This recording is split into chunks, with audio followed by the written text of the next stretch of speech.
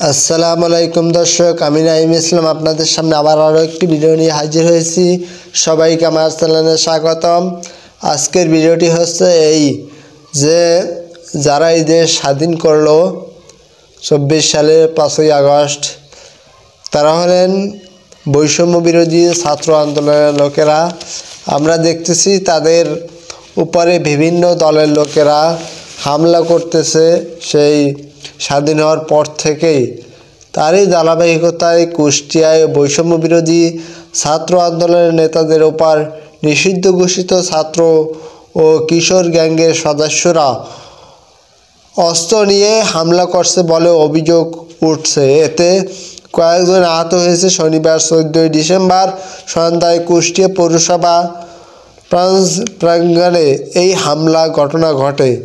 স্থানীয় সূত্রে জানা যায়, শনিবার সন্ধ্যা 7টার দিকে শহরে কুষ্টিয়া পৌরসভা চত্বরে পিঠা উৎসবে যান বৈষম্য বিরোধী ছাত্র আন্দোলনের কুষ্টিয়া জেলা শাখার সদস্য সচিব মোস্তাফিজুর রহমান, যুগ্ম আহ্বায়ক সাদ ইসলাম শ্রেষ্ঠ, হুমায়রা কবির, সাদিয়া মুখ্য, সংগঠনের এমডি বেলাল হোসেন বাদন সহ কয়েকজন। এ সময় প্রায় 30 থেকে 40 জন নিষিদ্ধ ঘোষিত ছাত্রলীগ কর্মীরা ও কিশোর গ্যাং বাহিনীর সদস্যরা অতর্কিত হামলা চালায়।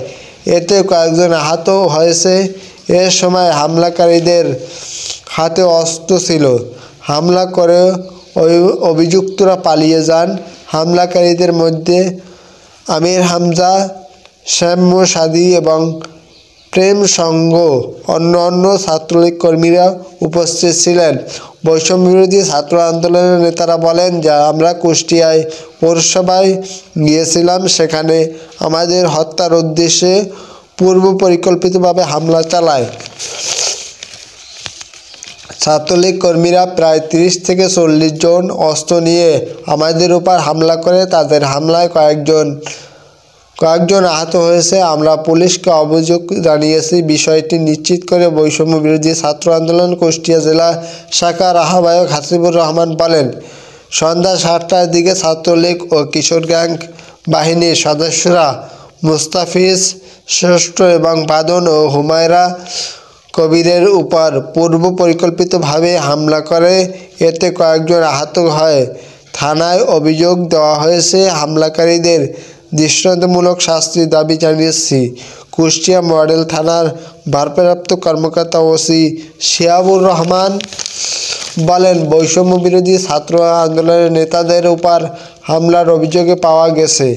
অভিযুক্তদেরকে আইনের আওতায় আনতে পুলিশ কাজ করছে। এখন পর্যন্ত কাউকে আইনের আওতায় আনা সম্ভব হয় না। আসলে দেখেন, এই বৈষম্য বিরোধী ছাত্র আন্দোলন সবচাইতে ক্ষতি করলো শেখ হাসিনার এবং তার দোসরদের। এখন যেহেতু শেখ হাসিনা নাই, তারা বিভিন্ন জায়গায় পলাতক আছে। তাদের যে একটা রাগ আছে, সেই রাগটা তারা বৈষম্য বিরোধী ছাত্র আন্দোলনের উপর ফালানোর চেষ্টা করবে। এবং কোনো দিন যদি এই শেখ হাসিনা আবার দেশের ক্ষমতায় আসে, আওয়ামী লীগ, তাহলে সবচাইতে বেশি ক্ষতি যাদের হবে তারা হলো এই বৈষম্য বিরোধী ছাত্র আন্দোলনের লোকদের। এজন্য তাদেরকে এখনই সিদ্ধান্ত নিতে হবে যে সামনে তারা যে ঝুঁকির ভিতরে আছে, এই ঝুঁকি যেন আর সামনে না থাকে, সেই ব্যবস্থা অবশ্যই তাদেরকে নিতে হবে। এবং তাদেরকে পুলিশ যারা আছে তাদেরকে আরও সেফটি দিতে হবে। এরকম অনেক জায়গায় তাদের উপর হামলা করতেছে, শুধু ছাত্রলীগ না, বিভিন্ন সংগঠনের ভাইরা। এখন বর্তমানে যারা সবচাইতে দাপটে আছে, তারাও বিভিন্ন জায়গায় তাদের উপরে হামলা করতেছে। এবং জাতীয় পার্টি তারাও কয়েকদিন আগে রংপুরে হামলা করছে। দর্শক, আশা করি ভিডিওটি দেখছেন। সকলকে অসংখ্য ধন্যবাদ। দেখা হবে আবার নতুন কোনো ভিডিওতে।